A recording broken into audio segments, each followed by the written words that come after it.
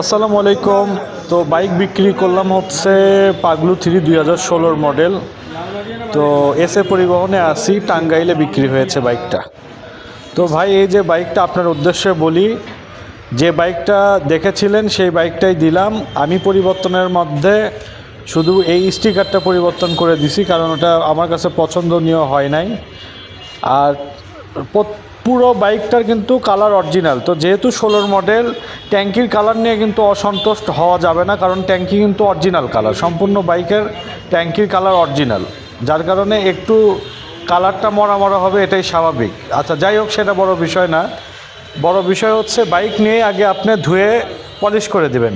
আর এই জন্য যাতে আপনার প্রথম ইমপ্রেশনটা যাতে নষ্ট না হয় বাইকটা দেখে, কারণ যে কোনো কুরিয়ারের মাধ্যমে বাইক পাঠালে দেখা যায় যে ধুলাবালি দিয়ে অবস্থা খারাপ থাকে। আর সামনের চাকার বিয়ারিংটা চেঞ্জ করে দেবেন, 300 টাকার মতো দাম নেবে ভাই। কেননা আমি বাইকটা চালাইছিলাম না, আমি মানে কুরিয়ার পর্যন্ত যেতে ধরে দেখলাম সামনের চাকার বিয়ারিংটা চেঞ্জ করলে কন্ট্রোলিংটা ভালো আসবে। আরও এই যে আপনার নাম সহ শামীম আল মামুন সম্ভবত আপনার নাম, আর সিটের বাম পাশে একটু কাটা আছে, সেটাও আমি ওখানে উল্লেখ করে লিখে দিছি। আপনি আমাকে 10,000 টাকা বায়না করেছিলেন, 75,000 টাকা দিয়ে বাইক তুলবেন এবং 3,500 টাকা কুরিয়ার ভাড়া দিবেন।